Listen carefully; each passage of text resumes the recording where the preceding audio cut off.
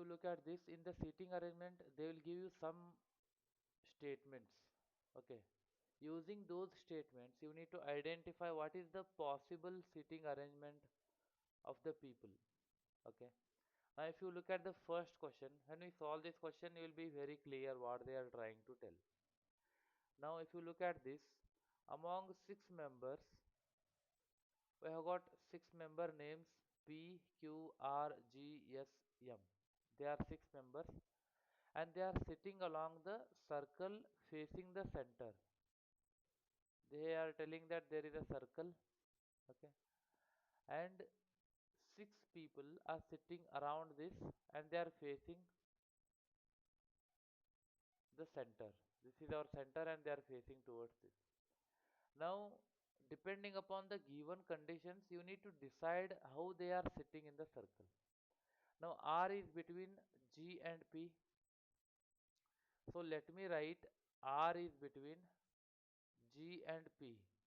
Okay. But they have not clearly mentioned, there is some ambiguity here. I'll draw one more diagram which will also satisfy this case. R is between G and P. You see, these both diagrams are satisfying this one, right? Are you clear about this one? According to the statement, you are able to identify that it is saying R is between G and P. So I have written R is between G and P, and here also R is between G and P. Then see the next statement, M is between P and S. I have got P here, I'll write S and I'll write M here. So I can see that both the conditions are satisfied by this diagram. It says that R is between G and P. Yes, R is between G and P. Then if you see the second statement, M is between P and S. M is between P and S. In the same way, I will have M is between P and S. M is between P and S. Right? So these both the statements are correct. These both diagrams are correct for these both statements. Now what is the question? What is the position of Q? If you look at this, there is no Q here. But how many people are sitting now here? 1, 2, 3, 4, 5. There are 5 and I need to make a sitting arrangement for this Q. So I'll place him here and I'll place him here. Right. Now you try to observe what is the position of Q. Here clearly the position of Q is between G and S. So here Q is between G and S. Here also you can observe Q is between G and S. So it is 100% sure that Q is between G and S in any case. Any way you take, depending upon the statements, I can clearly say that Q is between G and S. Right. Now we'll try to see the options. First option says that to the immediate left to G. It says that Q is immediate left to G. Now this is G. G is facing this side. So for G, which is right and which is left, this is going to be left and this is going to be right. Right. And if you look at this G, he is facing this side and for him it is right and for him it is left. Right. Now, if you look at this Q, Q is sitting towards right of G here in this diagram and here Q is sitting towards left of G. So we are not very clear that whether he is exactly sitting towards right or left because there are two different possibilities. So we are eliminating this option. This is not 100% true. You got it? You got the first option? First option is actually false because in both the directions we are having a very different output. Okay, you understood this part. Now we will see the next part. In The next part, to the immediate right of yes. It is also the same case. You can see yes, I have got here. He is facing this side. So which is right and left? For him it is right.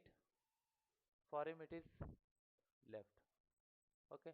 The same way if you look at this yes, it is right and it is left. We are just trying to find what is the position of Q, because the question says that what is the position of Q. Depending upon these diagrams, I am trying to find what is the position of this Q. For yes, it is right here.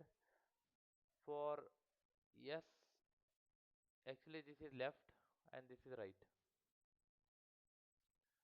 So if you look at this in this diagram, Q is sitting left to S. In this diagram, Q is sitting right to S. So here there is again a confusion. We are not sure where he is sitting. So I cannot say 100% this is true. So this is also eliminated. Now option can be none of the above and option can be can't be determined. Actually, option C will be correct here, because if option C is false, then we could have gone for option D. But here we are not able to determine what is the position of Q, so the answer is C. Okay. I cannot go for D because when all the three are wrong, clearly wrong, at that time I'll go for option D. But here option C is correct because I'm not able to determine what is the position of Q depending upon these three given conditions. But if the option was, if I had an option like Q is between S and G, if this was my option, it would have been 100% correct. Got it? I hope you got this problem and the solution.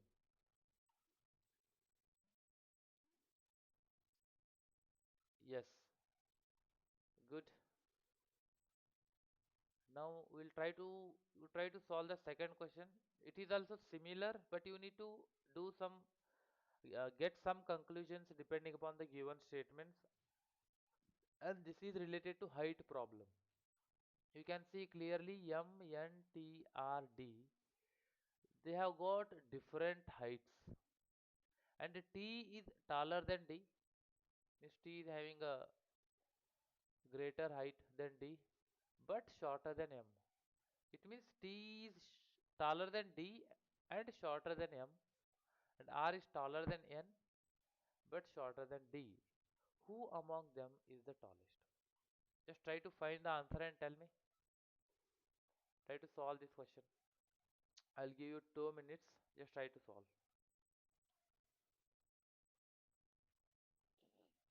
Yes, that was correct in the previous question. Okay, you say it is M. Fine. Anybody, any answers?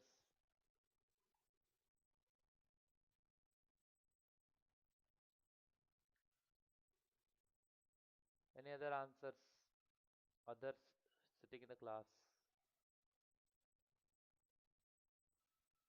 Fine. Okay, I'll explain this once. Observe carefully. If you look at this, there are one, two, three, four, 5 people. We need to arrange them depending upon their heights. Okay, they have not mentioned their actual heights. They have told comparably. So you need to understand how they have given the statements. There are two important statements here. T is taller than D. So how can I draw it? I can draw like this. T is taller than D, right? And then, but he is shorter than whom? M. T is taller than D, but shorter than M.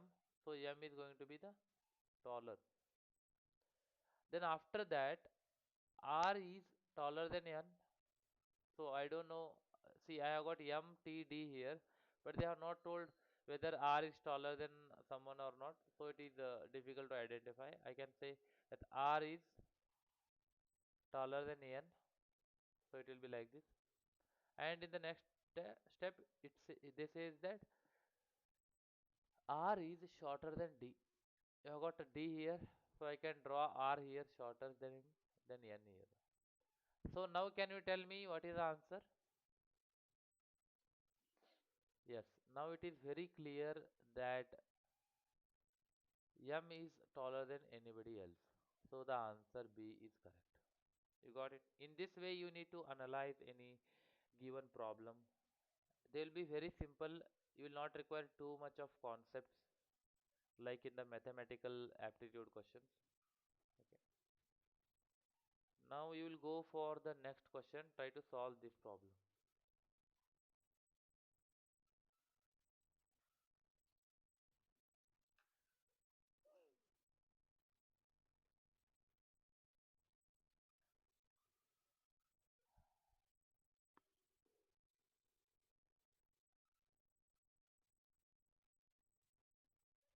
Whenever you see the question, just try to solve it like this.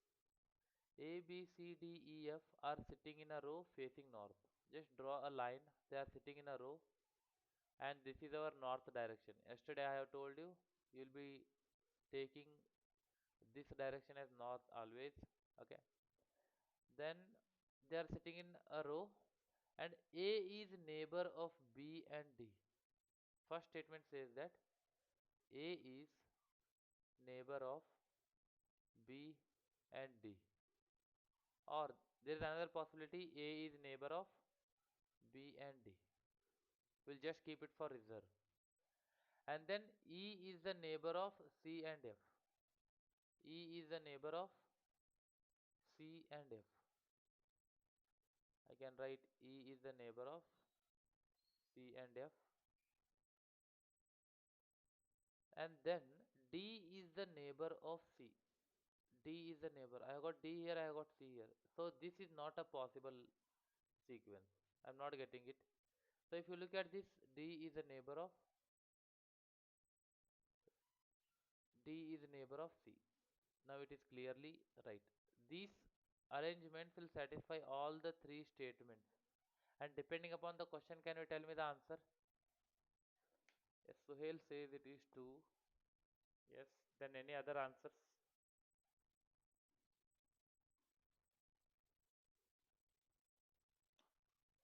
Okay, read the final question. How many members are there between A and E? Observe here. I got A here and E here. Between these two, how many people are sitting? Just count 1, 2. There are two people between A and E, so the option is 2. Right? You have to solve the question. They are simple, but you need some practice to make sure that you will retain it in your brain. Okay. Now what we will do? We'll just try to practice the previous sessions. I'll give you a question. You need to solve that one. I'm going to give a series. Find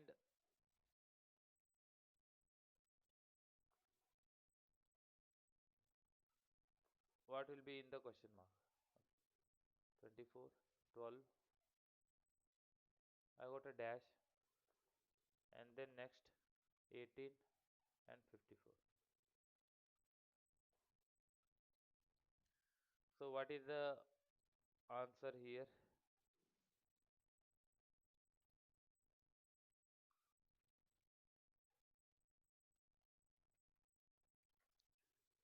Can you try to tell me the answer?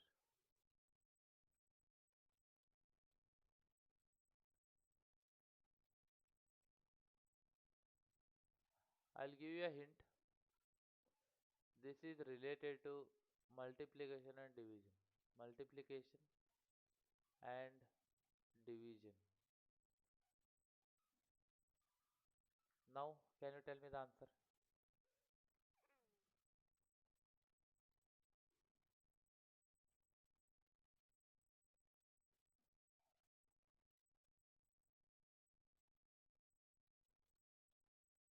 Okay.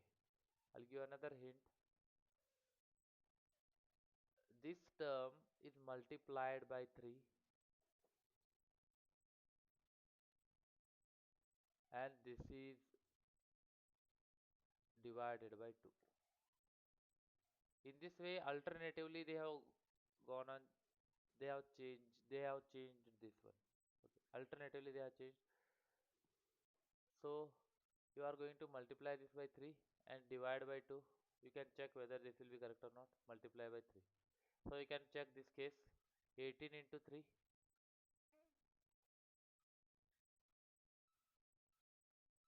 24. 3 on the 3 plus 2. 54. So 54 is the answer. That's why this is most probably correct. You can observe this. You multiply 2 by 3 and then try to tell me the answer.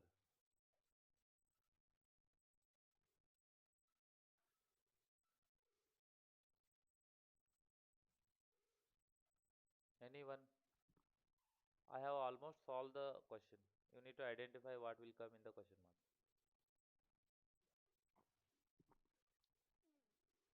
Yes, I got an answer. That is 12 into 3 is equal to 36.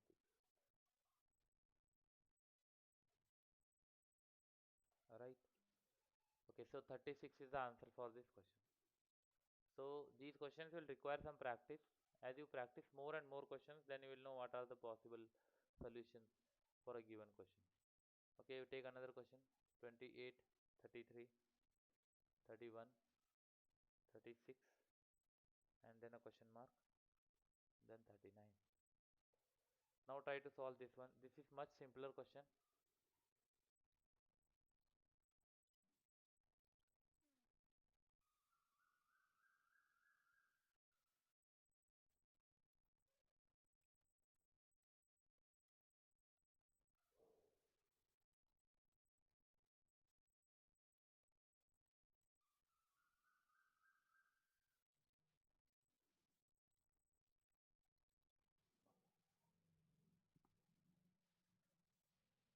Okay, take a hint. Just try to find what is the difference between these two. If you find it is, you are adding 5 to this and you are getting this. Now what is the difference between these two?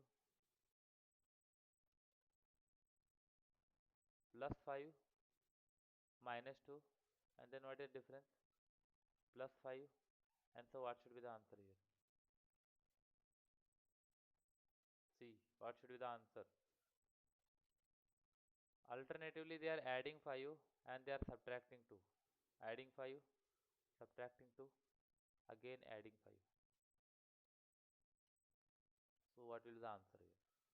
You need to identify the pattern. Yes, you are right, that is 34. 34 is the answer. Fine.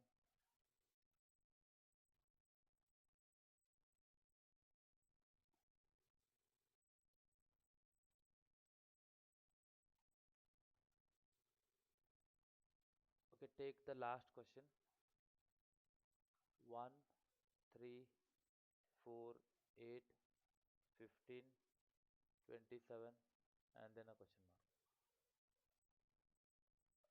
Okay, I'll give you a hint. This is like a Fibonacci series only. Fibonacci series, but a slight modification of Fibonacci series.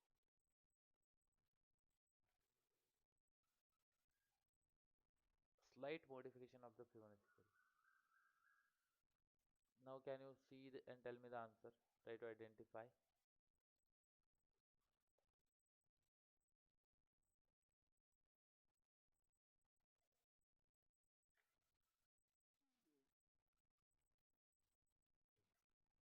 Okay, let me tell you what is Fibonacci series. You have got 1, 0 and 1.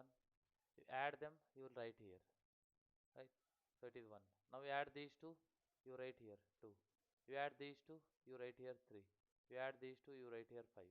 This is actually Fibonacci series, but in this case, this is similar to this series, but there is a small catch. Instead of two numbers, you need to take three numbers. Now you tell me the answer. I have almost told the answer itself.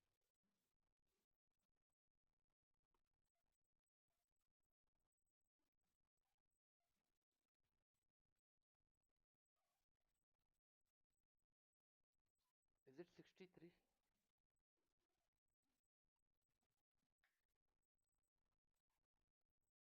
No, check once. Okay, we'll go for the answer. You can see. I said you need to add these two and write it here. But here we are going to add three things. 1 plus 3 plus 4, 8. I have written 8 here. So 8 plus 4, 12. 12 plus 3, 15. In this way. Yes. Answer is 50. We add these three. 15 plus 4, 19. 19 plus 8, 27. And then next 27, 15 and 8. This is 13 and this 7 is 20, 50. So the answer for this question is 50. So they are different type of series, and all these possibilities you need to check. First I have told you addition, subtraction, multiplication, division, and then these are the types of questions that you may get in the exams. Okay, I hope this was useful, right? The next, from the next question onwards, we'll go for mathematical aptitude. Mathematical aptitude means it will be more calculation, so be prepared for calculating. Okay, especially we'll try to solve percentage questions, different percentage questions, speed, time, and then distance. Questions will be on this basis, but tomorrow we'll cover percentage. And you might have seen in almost all the competitive exams, questions from these will be will be appearing in most of the cases. Fine. I hope that's all for the day. We'll meet once again tomorrow. Thank you.